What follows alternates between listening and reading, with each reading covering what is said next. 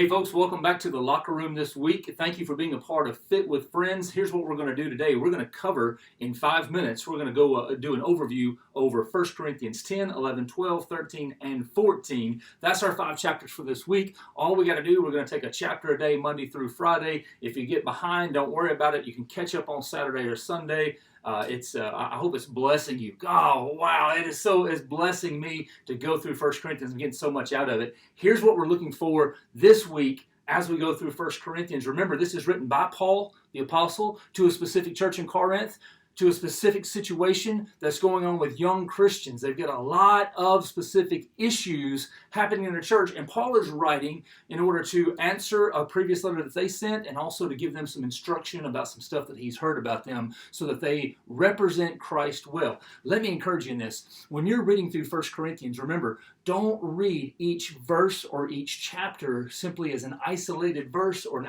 isolated chapter. What you want to do, see the connection. Think about it. These are real people, and all of these things are going on with this young church. Now, here's what we're going to get into. 1 Corinthians chapter 10. Let's dive in. The main word here is idols. As you start out in 1 Corinthians 10, there's going to be, number one, an example from the Old Testament characters. Paul is going to remind the church of Old Testament characters, and we sometimes idolize them and say, man, they were so godly. What Paul says is they were sinners. Learn from their example how they failed and don't fail in the way that they failed.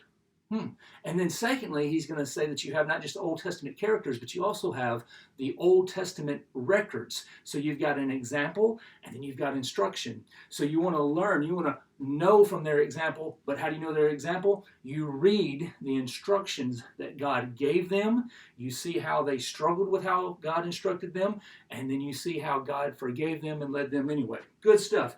Here's what he says, and this blesses me, really equips me for my spiritual journey. 1 Corinthians 10, Paul writes verse 23 and 24, all things are lawful, but not all things are helpful. All things are lawful, but not all things build up.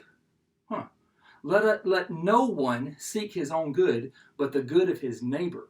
So you got to read that in context, all right? But catch that. That gives us some practical instruction. How would you apply that to your life? Hey, chapter 11. Chapter 11 is going to look like this. Chapter 11, the main word is head. That's going to be the first couple of verses. And then Lord's Supper. So what it's talking about with the head there, he's going to talk about this idea of authority.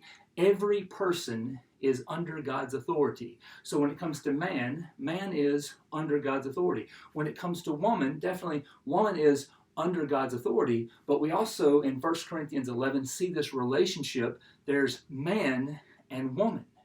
And so what kind of authority system, what kind of authority structure has God set up? And if it's from God, it's a good gift. So that means that it's not used to be abusive, not supposed to be used to be abusive, but to be building up. So there's first authority, all right? And then 1 Corinthians 11, it goes on and it talks about the Lord's Supper. And what we find in the church in Corinth real quick is this.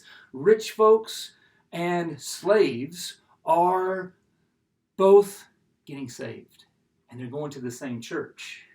And so what Paul writes in 1 Corinthians 11, he says this.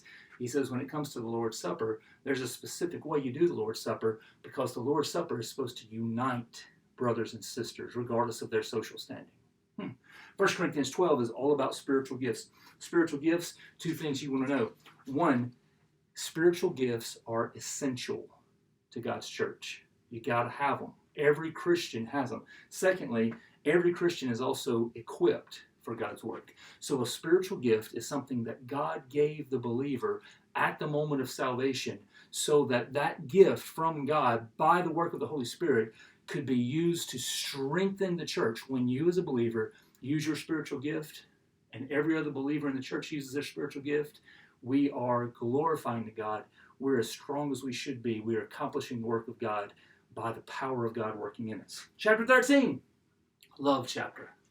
Love chapter, love chapter. Make sure you read it in the context of the letter. And then chapter 14, it's all about orderly worship. So he's going to talk about speaking in tongues and interpretation, and that stuff scares us sometimes.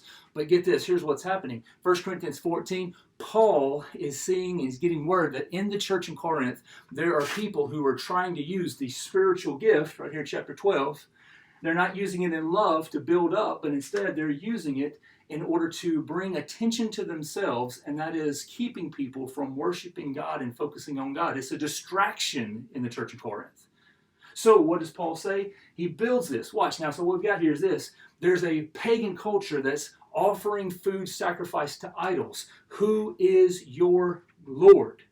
Then that moves and it says, speaking of lordship and authority, then within the home, there's also authority, or in essence, lordship. And how do we honor the lordship of Jesus Christ in our marriage relationship? And then also in the supper. Since we're talking about food sacrificed to idols in chapter 11, then also when we meet together, we have a special supper as Christians where there's bread that is broken specifically. And it's not just to be eaten. It's to be eaten for a purpose. See the context there, tying together. So all of this builds a healthy church when there's healthy authority, which equips us for use of our spiritual gifts. How do we use our spiritual gifts? We do that in love that glorifies God and builds each other up.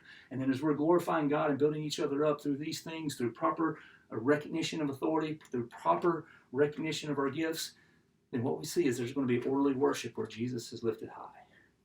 Hey, I hope that you're blessed by 1 Corinthians chapters 10 through 14 this week.